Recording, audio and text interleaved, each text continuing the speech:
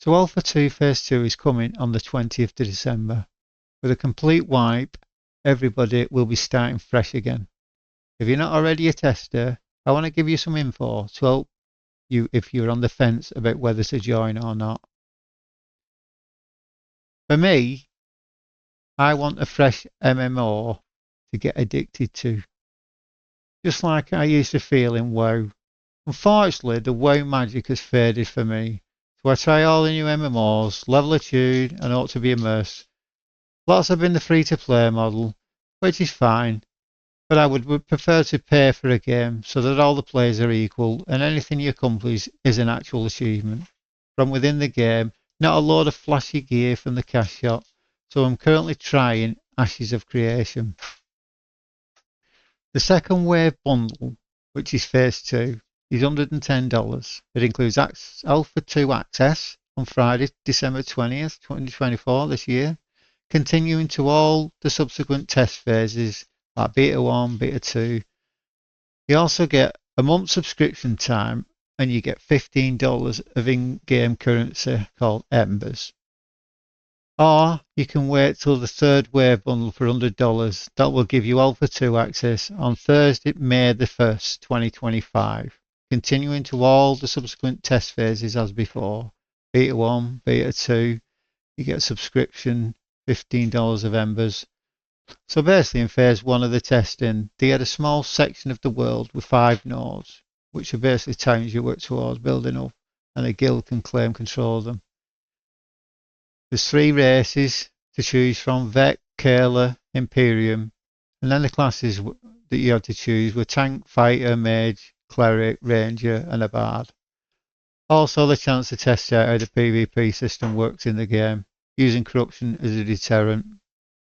My experience of Phase 1 was that I went in and tried to start questing, but soon realised most of the quest content of the game, either you'd done the quest and you couldn't hand it in, or bugged in so many ways that became apparent that the actual content part of the testing phase needed a lot of fixing. So when you're really left to find mobs in the world and basically get a group together and kill them if you wanted to level up your character. The problem I had was there was no function in the game to form a party easily. So the only way you could get a group together was if you found some mobs, clicked on player nameplates, and there you can invite them to your party.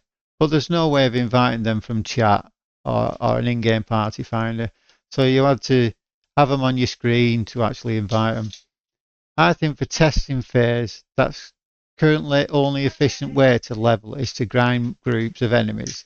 There should be an easy way, an intuitive way to get groups together.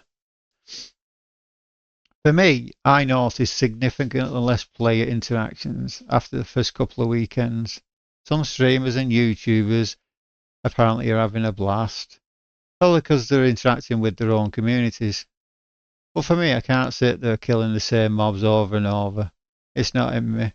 I want to play this actual content like story quests, boss strategies, dungeons, dynamic events. Anything causes me to be immersed. Mob grinding for me isn't it. I can't do it. So currently you're getting a false impression from content creators who are having a blast. Because currently the game is pure grind. And if you look on the wiki, Ashes of Creation official wiki says, repetition will not be part of progression of the Ashes of Creation. There will be no grindy quest. There will not be any repetition quest lines to a single dungeon to obtain gear. The current aspiration is to have more things to do in the game than a player has time to do. The goal of the Phase 1 isn't really to level your character, it's to test systems currently, scalability, stability, performance and progression. So Phase 2 goals will be node advancement, economy, testing and vassling. You'll be able to do this 5 days a week, up from the current weekend.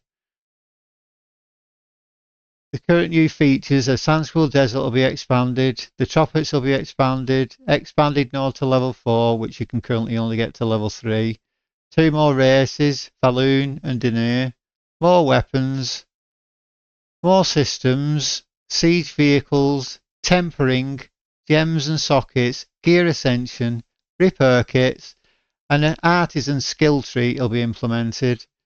There'll be animal breeding, party gathering. I think this means you can all get items from the node, not group forming, which I would love to have. Player shops, leaderboards, additional chat systems, instant housing, so housing is coming to the game. The aspiration is to have more things to do in the game than the player has time to do. The goal of phase 1 isn't really to level your character, it's to test systems. Currently, scalability, stability, performance and progression.